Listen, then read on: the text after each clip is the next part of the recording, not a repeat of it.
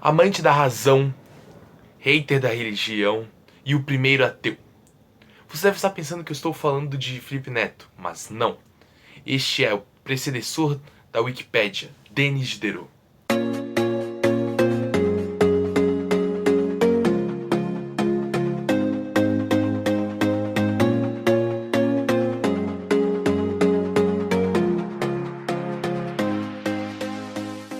Controverso, polêmico e importante, Diderot, co-criador da Wikipédia, se destacou como filósofo, subversivo e iluminista, se opondo à igreja e sua influência aos reis e seus governos soberbos.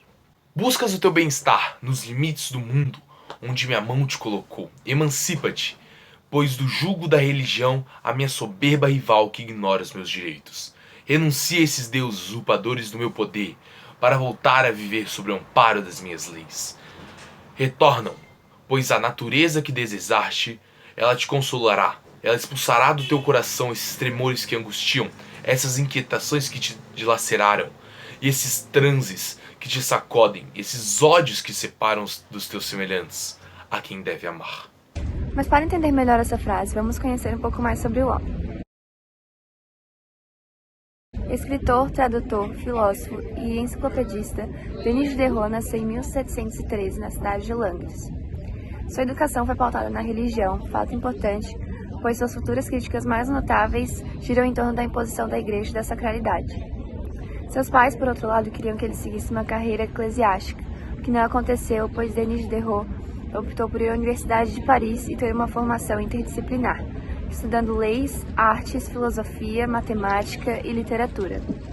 Para ganhar a vida, Diderot fez muitas traduções, o que não gerou muito dinheiro, mas originou muitas das suas ideias anticristãs e também abriu portas para sua participação na enciclopédia. Mas o que foi a enciclopédia? Ela foi coordenada por Denis Diderot e D'Alembert entre 1751 e 1780, com base nos ideais iluministas e com a pretensão de criar o cidadão esclarecido através da razão. Denis se aproximou do projeto através de sua profissão de tradutor, mas logo mudou profundamente a natureza da sua publicação, ampliando seu alvo e transformando num documento importante de opinião radical e revolucionária.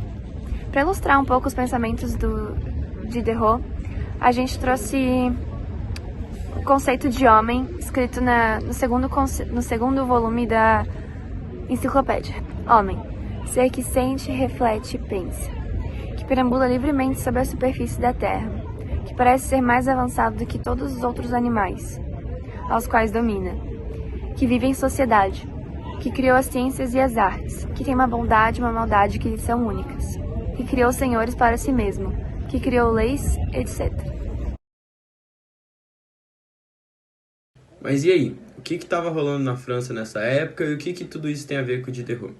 Apesar de não participar efetivamente da Revolução Francesa, já que já estava morto na época, Diderot viveu aquela França do século XVIII.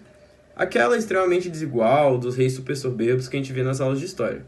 Ele vivenciou e criticou o absolutismo, inclusive defendia o sistema do despotismo esclarecido, e ajudou na criação e disseminação dos ideais iluministas da Europa fora. Muito disso, claro, graças à enciclopédia. Mas não pense que foi fácil para ele, já que pelas suas críticas ferrenhas, ele foi preso por 3 meses em cárcere no ano de 1746. Agora, com o maior conhecimento de quem foi a personalidade de Denis Diderot, a gente pode entender por que aquele trecho resume grande parte do seu pensamento. Pode-se concluir, então, que o trecho de Diderot, escolhido pelo Leandro, é capaz de resumir parte das ideias do filósofo. Exprime o pensamento de que as religiões tentam acabar com os desejos e as paixões e de que um Deus punitivo nada serve ao homem, assim como todo o seu pensamento anticristão é construído. Fala também de como cabe ao homem procurar harmonia no mundo, ou como dito no trecho, harmonia na natureza.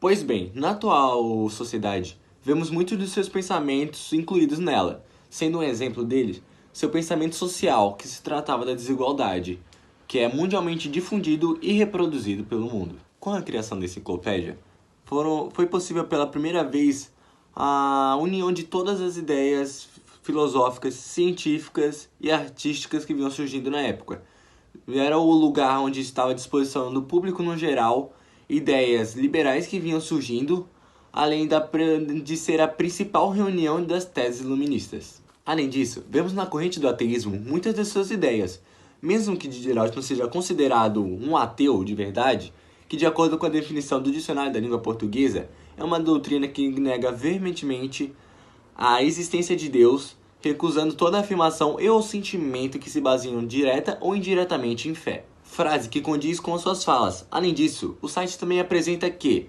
geralmente, os adeptos do ateísmo buscam explicações materialistas e científicas como questões de como a criação do mundo e da humanidade. Fato que é muito correlacionado com o pensamento didetoriano e com a principal característica do iluminismo, que é o uso da razão. Bom, como grupo, acreditamos que os pensamentos de Denis Diderot em relação à religião apresentam uma grande importância e precisão na época. Na igreja, por exemplo, na igreja católica, tinha um poder político e um poder social absoluto, agindo como um pilar da humanidade.